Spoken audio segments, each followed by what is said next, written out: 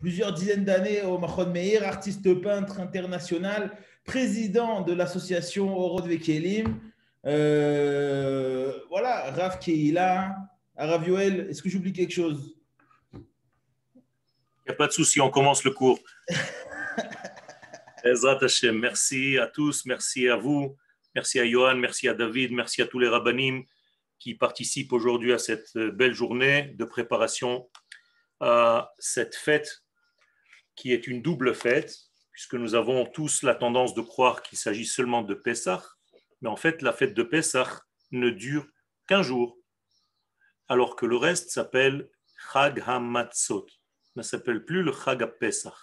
On appelle Chag HaPessah parce que le korban, le sacrifice de l'agneau pascal, c'était le soir même, mais cela dure qu'une journée. Tout le reste s'appelle Chag HaMatzot, la fête des Matzot. Alors, aujourd'hui, Besiata Dishmaya, je voudrais traiter un sujet qui est un sujet qui nous est rapporté par nos sages dans le Midrash, qui se rapporte à la Emouna. Vous savez que notre Emouna est primordiale et nous devons savoir en fait ce que représente, quelle est la traduction, quelle est la notion de cette Emouna. Alors en hébreu, le mot qui donne naissance à tout, la racine est de 3 lettres, Amen. Amen en hébreu ne veut pas dire oui, c'est possible, je réponds Amen, c'est OK. En réalité, la véritable traduction de la notion de Amen, c'est certifier. Je certifie, mais certifier dans le véritable sens du terme, c'est-à-dire je fais en sorte que ce qui vient d'être dit soit une réalité concrète. En hébreu, par exemple, Ben, un garçon, se dit au féminin bent, comme en arabe. Mais il y a une règle en hébreu, c'est que le nun au milieu d'un mot tombe. Donc le bent va devenir bat. Donc ben au masculin, bent qui devient bat. La même chose, amen au masculin, ament avec un nun et le nun tombe, ça devient emet. Donc amen au féminin, c'est la vérité, la certitude. Donc, je redéfinis la Emouna. Emouna, c'est tout simplement acheminer, faire en sorte de faire circuler la notion dans laquelle nous avons la Emouna pour lui donner vie, pour la certifier, pour la rendre réelle. Je ne suis pas en train de parler d'une croyance. En français, Emouna, je crois. Pas du tout. En hébreu, Emouna, je certifie, je véhicule, j'achemine le degré en lequel j'ai la Emouna pour en faire une réalité de vie. C'est tout à fait autre chose. D'où est-ce que nous apprenons ce degré de Emouna? Les amen à l'infinitif, verbe, entraîner, acheminer, imoun. Nous avons rencontré cette notion avec Mordechai et Esther. Vehu omen et hadassa, hi Esther. Mordechai faisait en réalité venir dans Esther toutes les notions de l'infini. Donc il faisait grandir Esther en acheminant dans son petit corps de petite fille, dans sa neshama, dans son être, toutes ces notions de l'infini. Et donc, c'est en cela que Mordechai devient le omen, c'est-à-dire le certificateur, celui qui va donner vie à la chose en question. Il n'est pas là pour enseigner quelque chose, comme vous n'êtes pas là pour étudier dans le sens seulement avoir des informations concernant la fête de Pessah, mais en réalité, tous les cours que vous suivez, en tout cas c'est comme cela que cela doit être, vous devez les vivre. Ces cours doivent devenir une parcelle de votre vie. C'est vous, le cours. Le cours, ça devient vous. Vous absorbez, vous mangez, vous consommez cette notion que vous êtes en train d'étudier et en cela, vous êtes ma'aminim. c'est en cela que vous avez la Emouna. Et non pas seulement je crois qu'il y a un bon Dieu dans le ciel. Tout ceci n'a aucun rapport avec la notion véritable et la traduction véritable de ce concept de Emouna. Donc en réalité, Anima Amin, et vous allez comprendre tout de suite pourquoi je vous explique cette notion, parce qu'elle va être le fondement de notre shiur. Donc, Anima Amin, je ne crois pas, je certifie. Et je fais grandir la chose dans ce monde comme quelqu'un qui s'entraîne et qui va donner en réalité une vitalité à son corps. Donc, s'entraîner en hébreu, les hit amen, la même racine. Ye amnud varecha, je certifie ce que tu dis. Amana, une formule qui est acceptée, qui est amenée dans la vie dans laquelle nous sommes. Et voici, j'approche de mon sujet principal. Le Maharal, dans son livre Gvurot Hashem, nous apporte un Midrash Rabbah, dans le livre de Shemot, dans la paracha de Shemot, et il nous dit la chose suivante. D'après tout ce que je viens de vous expliquer concernant cette notion de Emouna, nous dit le Maharal, Lo nig'alu avotenu mi Mitzrayim, nos pères n'ont pas été sauvés d'Égypte, ella, si ce n'est que bisrut ha'emuna, grâce à cette notion de Emouna. D'où est-ce qu'il tire cela? Tout simplement d'un verset chez Nehemar, Vaya amen ha'am. Le peuple a certifié. Non pas il a cru ce qu'on lui a dit. Je recommence avec la notion que je viens d'expliquer. Si le peuple a certifié les paroles divines, c'est qu'il est maintenant en train de les vivre. Ces paroles divines sont devenues le peuple lui-même. Vaishmeu, et donc ils ont entendu, puisque maintenant ils sont dans l'être de la chose, ils ne font plus la chose, ils sont la chose. Ki pakad Hashem et amo, et là la notion est extrêmement profonde, car Akadosh Baruch Hu, pakad, s'est souvenu, dans le langage de la Torah, cela veut dire a eu un rapport intime et amo avec son peuple. Incroyable, mais vrai. Ça veut dire quoi? Ça veut dire tout simplement comme si l'infini béni soit-il a injecté dans le peuple d'Israël par une relation intime toutes les notions de l'infini. À ce moment-là, pour qu'il y ait rapport intime entre Akadosh Baruch Hu et le peuple d'Israël, il faut que le peuple d'Israël change d'étape. Parce qu'au départ, il était esclave.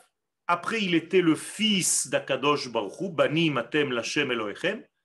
Et d'ailleurs, lorsqu'Akadosh Baruch Hu envoie Moshe, la première des choses qu'il dit au pharaon, laisse sortir mon fils. Bni Bechori, mon premier-né, Israël. Eh bien, on ne peut pas avoir un rapport intime, chas v'shalom, entre le père et ses enfants.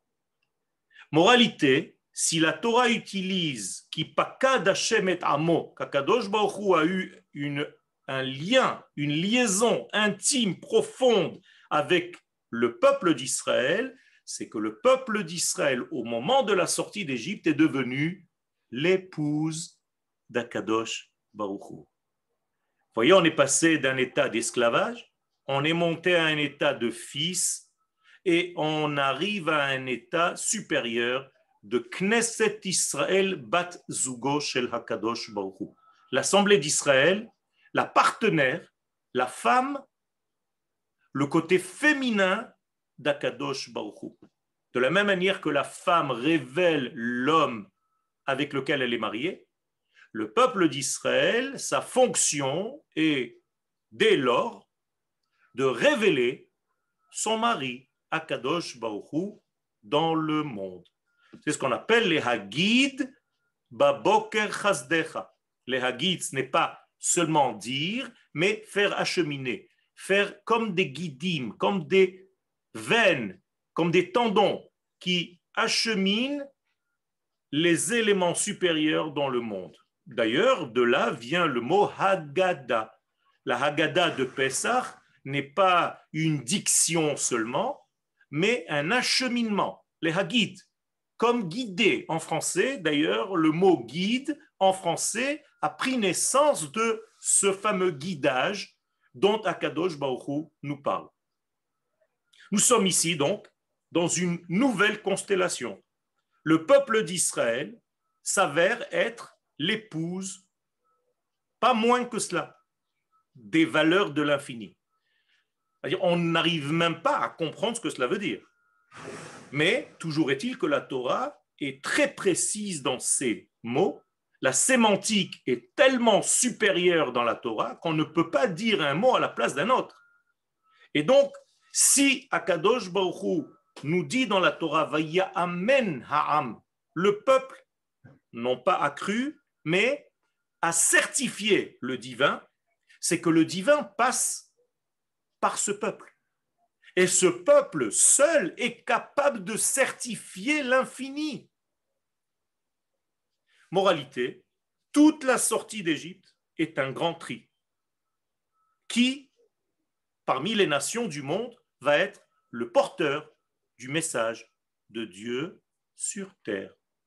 Ceux qui, en réalité, font semblant ou tentent ou pensent qu'ils sont, eux, les détenteurs de cette qualité, eh bien, Kadosh Baruch Hu ne leur dit pas, ce n'est pas vrai. Il leur dit, ok, il n'y a pas de souci, on va faire un examen. Je vais faire passer ma lumière à travers vous. Si vous résistez à cette lumière, il n'y a pas de souci.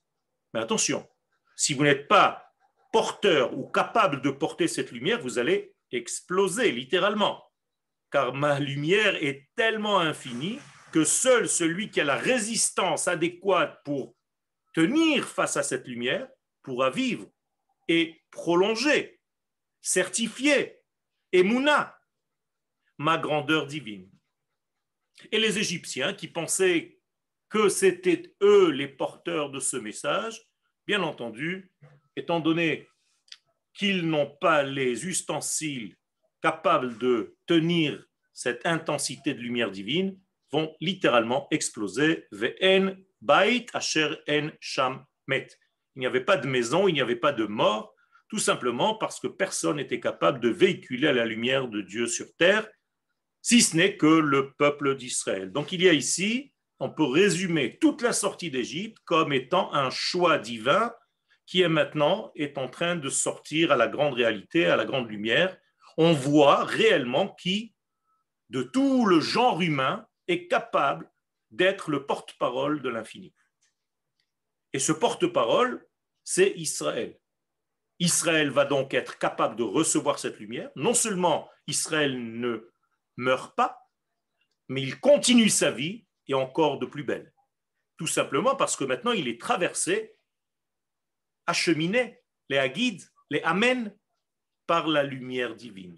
Étant donné que nous sommes remplis de la lumière divine qui passe par nous, en tant que porte-parole de ce divin, eh bien, nous vivons avec une intensité beaucoup plus forte que n'importe quelle nation au monde. Voilà la sortie d'Égypte. Maintenant, je reviens à cette notion de Emouna. Le Maharal nous a dit tout à l'heure que la sortie d'Égypte n'était pas possible si ce n'est que grâce à cette Emouna. Et nous avons traduit la notion de Emouna comme certifier le divin sur terre. Ce que je veux vous dire par là, c'est que en réalité, le monde attendait cette certification d'Israël. En d'autres termes, depuis la création du monde, le monde n'a pas encore certifié le Créateur. Le Créateur est resté en dehors de sa création en attendant que le peuple capable de le faire véhiculer sur terre, Ha'am Hamesugal le Amen, les Asher, le seul peuple qui est capable de le certifier, arrive. Eh bien, l'apparition du peuple en tant que peuple, je ne parle pas des enfants d'Israël en tant qu'individus, fils de Yaakov, je parle de la notion de peuple. Ça, c'est une notion qui a été innovante. C'est la nouveauté de la sortie d'Égypte. Il n'y a pas de période avant cela où en réalité il y a eu un peuple. Avant l'apparition du peuple d'Israël, nous n'étions que des individus. Et donc le changement est de l'individualité à la notion de peuple. Et c'est en cela que s'opère la sortie d'Égypte. Donc qui a été libéré en Égypte? Pas les enfants d'Israël, le peuple d'Israël. Attention, ce sont des nuances. Si vous ne faites pas attention, vous avez l'impression que c'est un groupe d'esclaves qui était à un moment donné asservi et qui va maintenant être libéré. Pas du tout. Hine Am Yatsa Mimitzraim. C'est un peuple qui sort d'Égypte. Rappelez-vous, lorsque nous sommes rentrés en Égypte, descendus en Égypte, nous sommes descendus en tant qu'individus. Mais la sortie d'Égypte, c'est en réalité le peuple, la notion de peuple. Et les individus maintenant, que deviennent-ils? Eh bien, s'ils sont obéissants, s'ils certifient, encore une fois, s'ils ont la émouna de ce qu'ils sont dans la source, c'est-à-dire le peuple qui est capable de véhiculer les valeurs de Dieu sur terre, eh bien, les individus vont sortir avec cette notion de peuple. Mais si chas v'shalom, ces individus en question ne veulent pas certifier cette notion de peuple, ils veulent rester des individus, et il y en avait comme ça, 80%. Eh bien, tous ces 80% ne sont pas sortis d'Égypte. 4/5 n'ont pas compris cette notion de peuple. Ils sont restés individus et donc ils sont morts dans la plaie des ténèbres, la plaie dans laquelle tu ne vois rien parce que tu n'as rien compris à l'histoire. Pas parce qu'on a éteint la lumière. Parce que ta lumière ne t'éclaire pas, tu n'as pas compris que tu es une nation, tu as l'impression que tu es un juif, individuellement parlant, qui fait la Torah et les mitzvot. Moraï Verabotai, c'est une des clés les plus importantes de la fête de Pessah. Si nous continuons notre vie à faire, à appliquer des mitzvot et à étudier la Torah sans la prise de conscience que nous sommes un peuple, on est en train de mourir dans la plaie des ténèbres. Pour sortir, il faut tout simplement que tu fasses un switch dans ton cerveau et dans ton cœur, que tu prennes conscience que tu es un peuple. Et si vous devez mettre quelque chose en relief pendant cette fête de Pessah avec vos enfants et votre famille, c'est ce point-là. Posez-leur la question, qui est sorti d'Égypte? Et vous allez voir le nombre de réponses qui vont vous dire les enfants d'Israël. Non, c'est le peuple qui est sorti d'Égypte. Les enfants d'Israël, ce sont en réalité des rayons de lumière qui viennent de cette notion de peuple. Sans la notion de peuple, pas d'enfants d'Israël. De la même manière qu'il n'y a pas de rayons au soleil, si ce n'est que c'est le soleil qui rayonne, les rayons n'existent pas s'il n'y avait pas de soleil. Mais c'est la même chose. Les enfants d'Israël, indépendamment de leur qualité collective qui s'appelle le peuple, Am, la nation d'Israël, ces individus n'existent pas. De la même manière, donc, seul le peuple d'Israël a reçu la Torah au mont Sinaï, non pas des enfants d'Israël. Et de la même manière, le peuple est entré en terre d'Israël et non pas des individus. Quand vous arrivez en terre d'Israël, le premier switch à opérer dans votre cerveau, dans votre système, c'est que vous redevenez ce que vous êtes à l'origine, c'est-à-dire un peuple. Vous arrêtez de vivre seulement comme des détails disparates, séparés de votre nation tout entière. Je résume ce que je viens de dire jusqu'à maintenant, c'est que le tri essentiel qui a été opéré à la sortie d'Égypte, c'est tout simplement de montrer au monde entier qui est le choix de l'infini concernant son retour sur Terre. Le retour de l'infini dans son monde fini. Si je devais donner des chiffres, j'aurais dit que c'est le retour du 8 dans la nature qui, elle, tourne autour du 7. Donc en réalité, la sortie d'Égypte, c'est le premier retour de Dieu sur terre.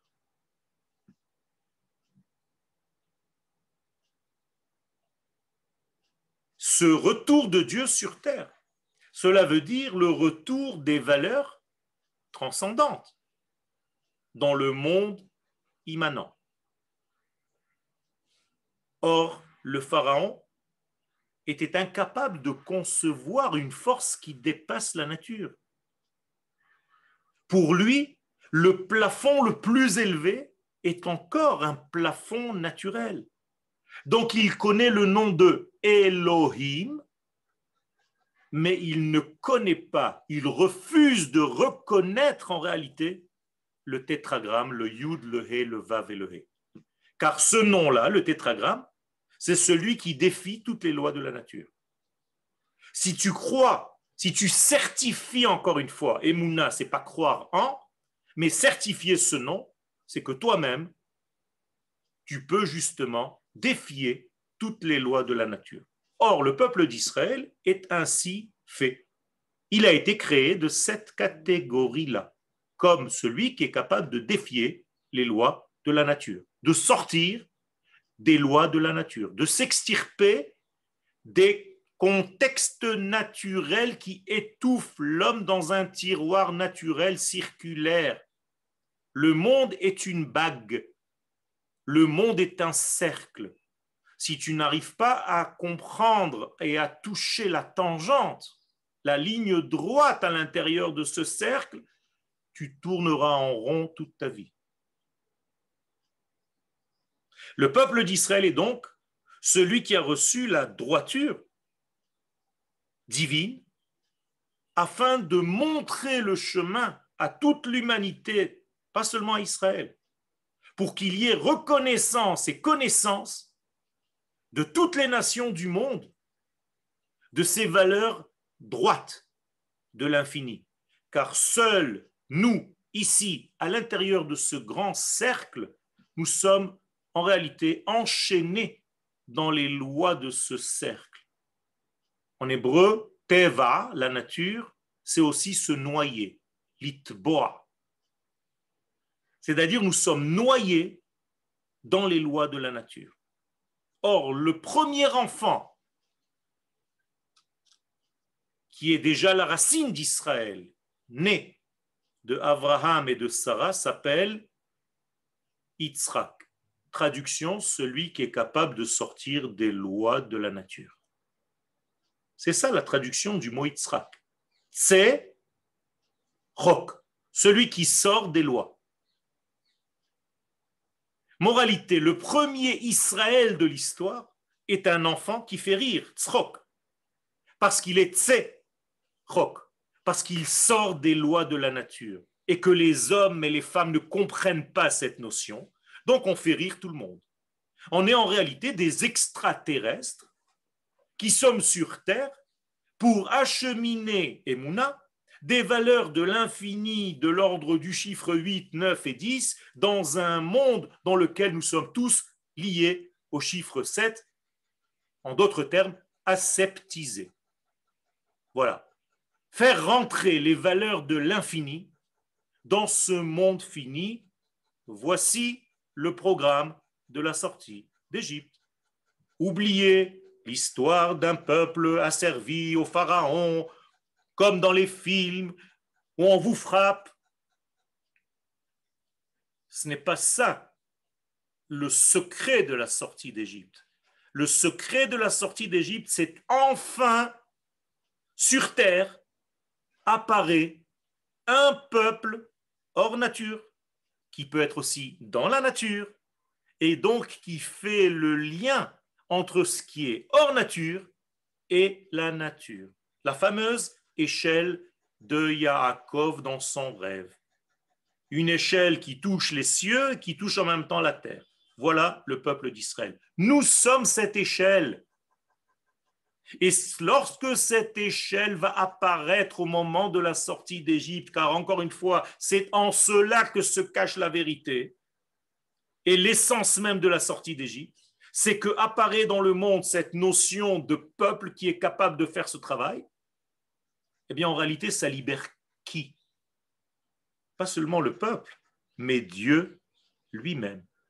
Puisque grâce à ce peuple maintenant dévoilé, qui est capable d'acheminer les valeurs de l'infini dans ce monde, eh bien Dieu peut sortir de son ciel et revenir sur terre. Donc on libère Dieu de son exil céleste et il arrive à descendre grâce à Israël, qui est son porte-parole, sur terre. Donc si Dieu redevient le Dieu du ciel et de la terre, c'est grâce à Israël. Incroyable. Et c'est lui-même qui a créé ce programme. Tant que ce peuple n'apparaît pas, eh bien Dieu est en exil. Il est dans un exil silencieux. Personne n'entend Dieu, il est dans son ciel. Quand est-ce que Dieu va descendre sur terre? Au moment de la sortie d'Égypte. Et d'ailleurs, 50 jours plus tard, il est écrit clairement, Vayered Hashem, Dieu est descendu à l'Har Sinaï, sur le mont Sinaï. Donc la descente de Dieu sur terre, le retour du Créateur dans sa création, se fait grâce à la sortie du peuple d'Israël d'Égypte. Moralité, Emouna, c'est amener, c'est faire venir, c'est faire circuler, c'est acheminer, c'est aller chercher le transcendant et l'amener vers l'immanence, vers le monde dans lequel nous sommes. Or, qu'est-ce que nous sommes allés chercher là-bas? Les kabbalistes nous disent que nous sommes allés chercher le monde le plus élevé, car sans ce monde-là, on ne peut pas sortir des contextes de la nature. On ne peut pas sortir des lois naturelles. Comment s'appelle ce monde qu'on est allé chercher, qui est descendu en réalité sur Terre? On appelle le monde de Hatzilut. Le monde de Hatzilut, c'est le monde de l'émanation, le premier monde. On appelle aussi le monde du tikkun, de la réparation. Et on l'appelle aussi au niveau des sphères, la sagesse divine, la chokhma. Donc c'est la chokhma divine qui commence à descendre sur terre et sa grande lumière va éclairer ceux qui sont capables de la contenir et va brûler ceux qui ne sont pas capables de la contenir. C'est pourquoi les enfants d'Israël vont avoir de la lumière, alors que tout le reste vont avoir du noir. Ce n'est pas que Dieu a éteint la lumière. Il a tout simplement fait venir une lumière intense de cette sagesse infinie, et ceux qui sont capables de voir, d'avoir les yeux, les ustensiles nécessaires à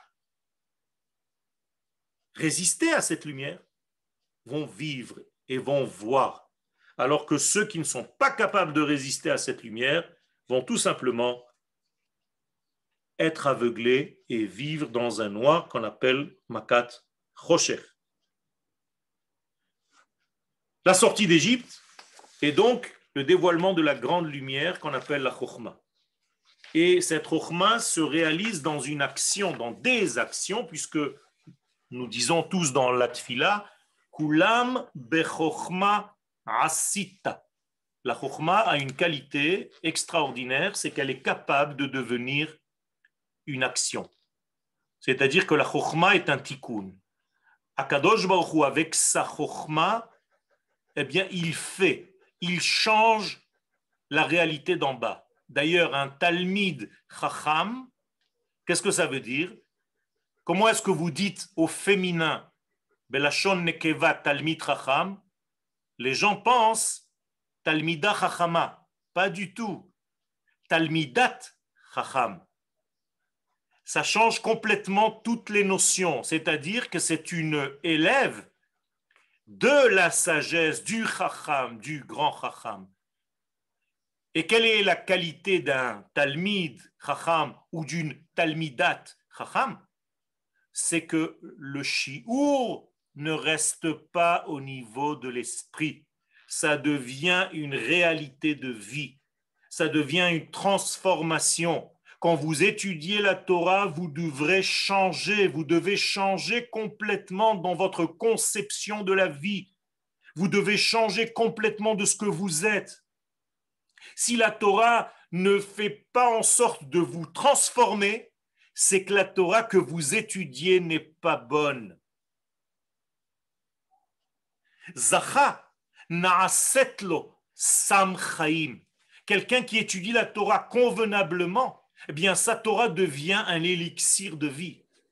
Lo zacha, s'il n'a pas l'étude de la Torah convenable, la même Torah, c'est la même Torah, la même lumière. Na'asetlo chas v'shalom sam hamavet. Ça va devenir pour la personne un poison. Comment est-ce que la Torah divine peut devenir un poison pour quelqu'un? Oui, parce que tu n'as pas développé les kélim du changement. La Torah, pour toi, c'est une information. Et ça, c'est une erreur.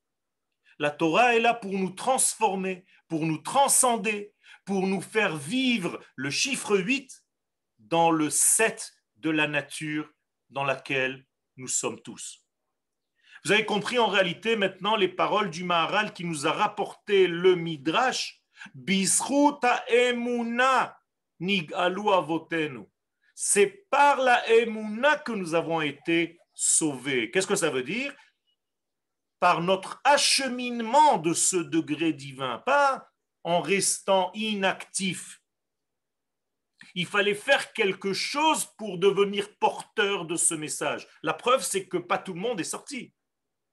Ceux qui ont fait quelque chose, ceux qui ont acheminé cette lumière, ceux qui ont tiré cette lumière, utilisé cette lumière, eh bien, eux ont été sauvés tout simplement parce qu'ils ont eu un contact avec ce monde de l'émanation, le monde le plus élevé, Olam Hatzilut.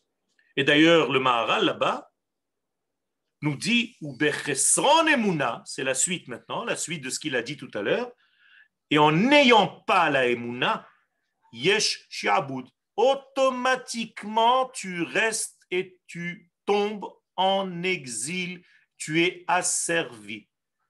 Donc je vous le dis maintenant avec des termes très très simples. Be'emuna nig'alim, bli emuna meshu'abadim. Les gens qui acheminent, qui certifient les valeurs d'infini sortent, se libèrent. Ceux qui n'ont pas de emuna, parce qu'ils sont inactifs, ils n'arrivent pas à traduire ces valeurs en réalité, eh bien ils restent meshu'abadim, ils restent des esclaves de toute forme d'esclavage qui existe dans ce monde. Et il va encore plus loin, le Maharal. Ra'oui mi shechote be'emuna sheishtabed. Incroyable. Il dit le Maharal, ceux qui n'ont pas compris qu'il faille être un certificateur de la lumière divine, eh bien tant pis pour lui. Il n'a qu'à rester esclave. Parce qu'il ne fait rien, il n'active pas le divin qui est en lui. Il le laisse dans un sommeil, chas v'shalom.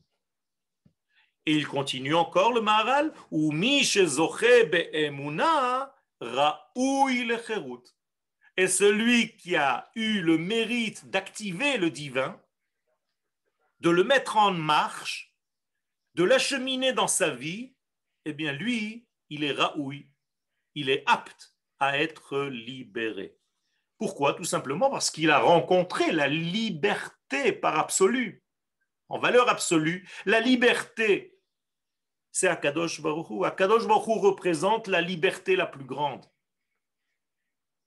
D'ailleurs, cette liberté est liée au chiffre 8 dont je vous ai parlé tout à l'heure. Ça, c'est dans les unités. 7, c'est la nature. 8, c'est au-delà. Dans les dizaines, c'est pareil. 49, c'est la nature, 7 fois 7. Et 50, c'est aussi la liberté. Moralité, la sortie d'Égypte, pour sortir d'Égypte, il faut toucher ce point qui s'appelle 50, ou bien dans les unités, ce point qui est le 8. Tu ne touches pas le 8, tu ne touches pas le 50, tu ne peux pas sortir d'Égypte. Pour sortir d'Égypte, il faut toucher ce qu'on appelle Sha'ar Chamishim Sha'arei Bina. Combien de fois la sortie d'Égypte est mentionnée dans toute la Torah? 50 fois. Chamishim pe'amim nizkera yetziat Mitzrayim baTorah. Pourquoi? Tout simplement parce que tant que tu ne touches pas ce chiffre 50, hors nature, eh bien tu restes dans les enclaves de la nature. Et donc tu es esclave de la nature avec tout ce que cette nature veut dire. Esclave du temps, esclave de la matière, esclave de l'espace, esclave de manque d'identité, donc esclave d'un patron, esclave de je ne sais qui. Pour être libre, il faut toucher cette liberté. Et cette liberté, c'est en réalité cette lumière qui apparaît le soir du Seder. Et d'ailleurs, si vous cherchez pourquoi on l'appelle Seder Leil Pesach, c'est tout simplement parce que c'est là-bas qu'Akadosh Baruch Hu nous donne le vrai Seder chez la Olamot, l'ordre normal des mondes, selon quel ordre le monde devrait être vécu. Et il te dit, tout le reste, tu n'as rien compris. Tu veux sortir véritablement, il faut que tu connaisses le véritable ordre divin. Et donc, Emouna égale Hamshachat Hadavar Shebo Ani Ma'amin. La Emouna, c'est faire venir la chose en laquelle j'ai la Emouna. Bien entendu, s'il s'agit du divin, je peux dire que je certifie le divin. Est-ce que je peux dire que je vis le divin? Bien entendu. C'est ça tout le judaïsme. Je vis de son être. Je ne peux pas vivre s'il ne vient pas me faire vivre. Donc le premier contact entre lui et moi, c'est la vie. Et donc quand j'ai une émouna en lui, je vis avec beaucoup plus d'intensité. Donc même si je suis enterré, Admei Esrim, je m'appelle encore vivant. Metim afilu be mitatam kruim chaim. Alors qu'un rachat, même lorsqu'il est vivant et qu'il paraît comme étant vivant, il est appelé mort.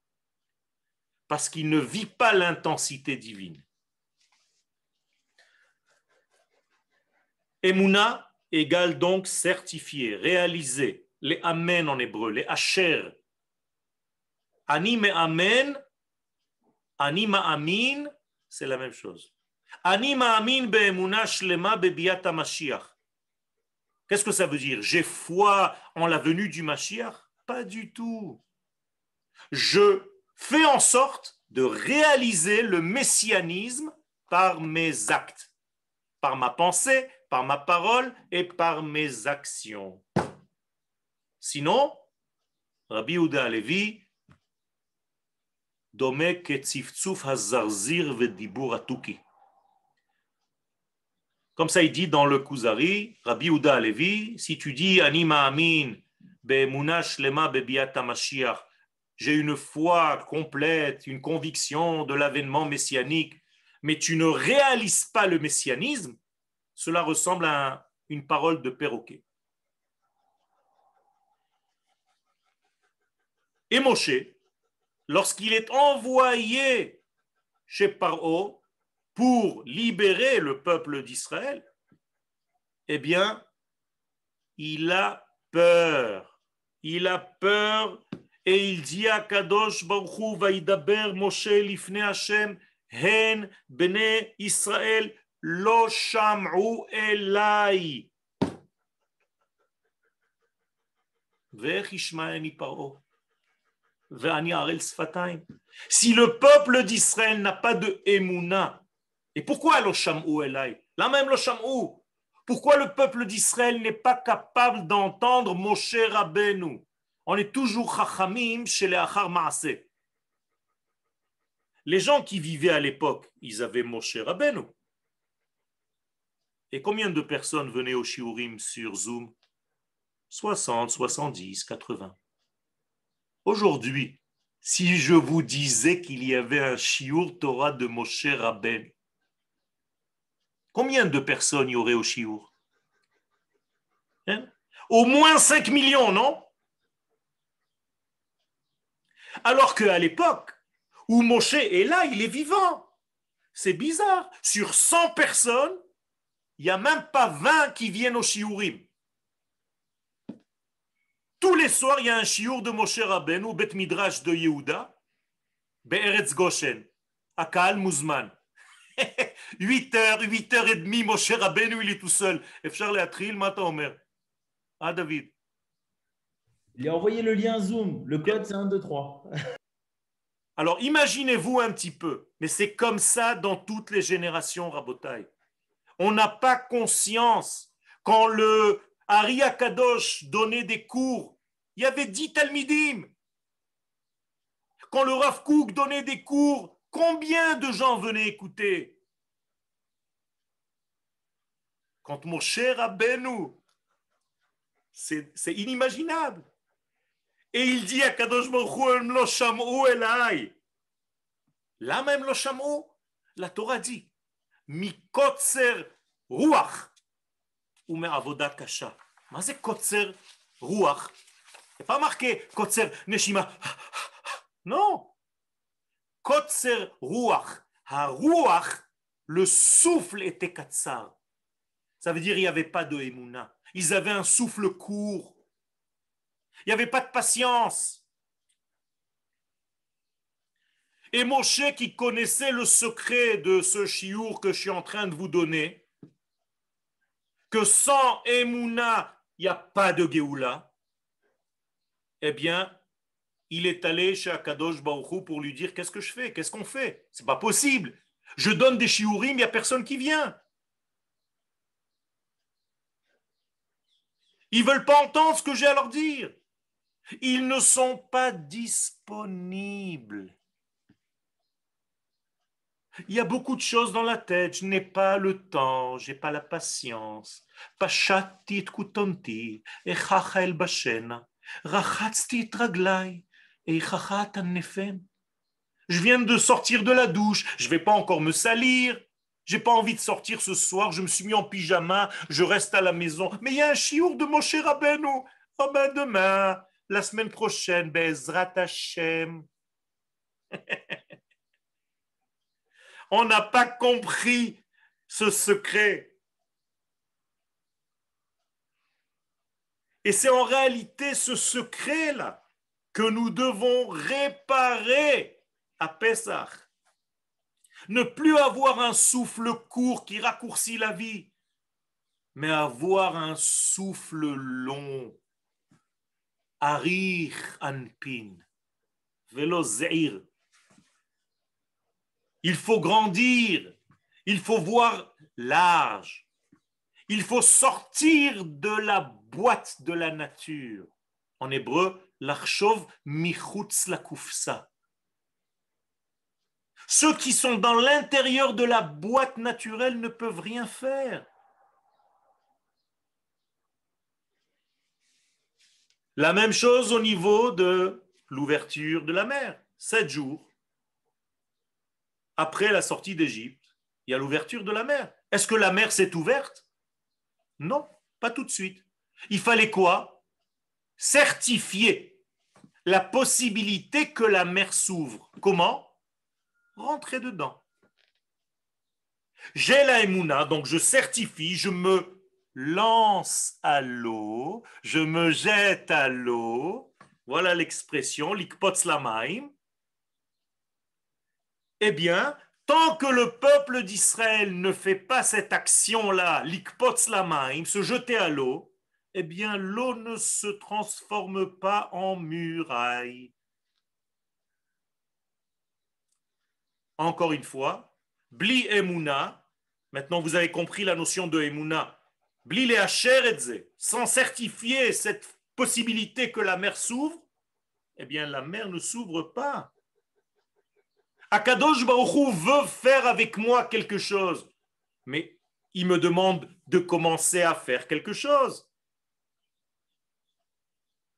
Vous savez pourquoi on ne peut pas faire Birkat Hamazon si la table est vide? Parce qu'il faut qu'il y ait quelque chose dans ce monde sur lequel la Kedusha va se déposer. S'il n'y a rien, si c'est vide, en hakdusha shora bemakom rek. Asta c'est macho. Fais quelque chose, toi, homme. Participe à ta propre Géoula. Et maintenant, vous comprenez pourquoi Daber el bnei Israël veisa'u. Qu'est-ce que Daber el bnei Israël veisa'u? La mer doit s'ouvrir et Akadosh Baruch Hu dit à Moshe, dis-leur d'avancer. Rentrez dans l'eau. Mais ça ne va pas, non?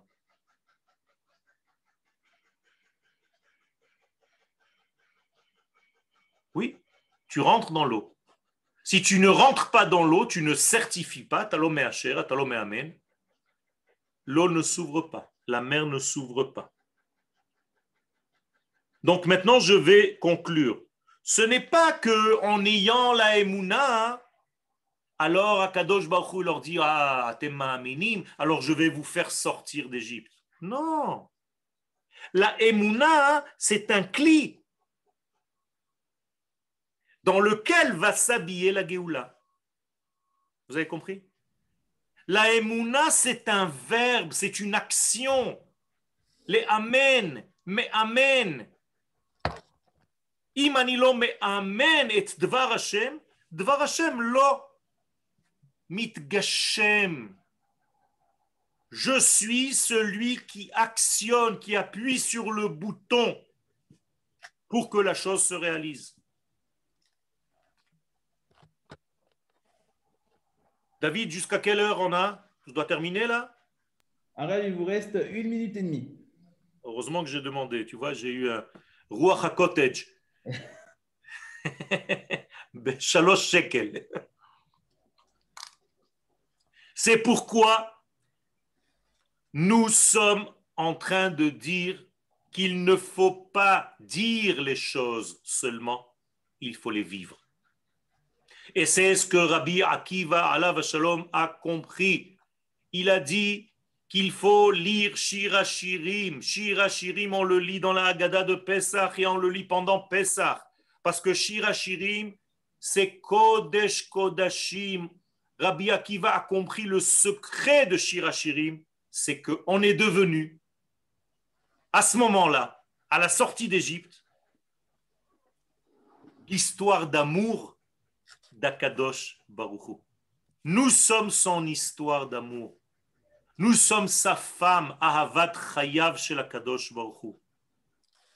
Il faut vivre les choses, même quand on n'y croit pas. Car avant de croire, je suis vivant. Et en étant vivant, je peux commencer à croire. Ce n'est pas l'inverse. Si on attendait que le bébé commence à croire pour qu'il vive, il n'y aurait aucun bébé dans ce monde. La Emouna est quelque chose de naturel. Toda Rabba, Pesach Goel, Vesamer. Toda Rabba au Rav Yoel. Comme d'habitude, je vous mets tous les liens pour suivre le Rav Yoel sur WhatsApp, sur Signal ou sur son site internet. Toda Rabba Rav Yoel. Shalom, Arav Shlomo Aviner. Shalom. Shalom Rav Aviner. Pour ceux qui ne connaissent pas le Rav Aviner, même si, comme tous les rabbanim qui étaient présents aujourd'hui, on n'a plus besoin de les présenter, mais on les présente quand même. Le Rav Aviner, le Roche.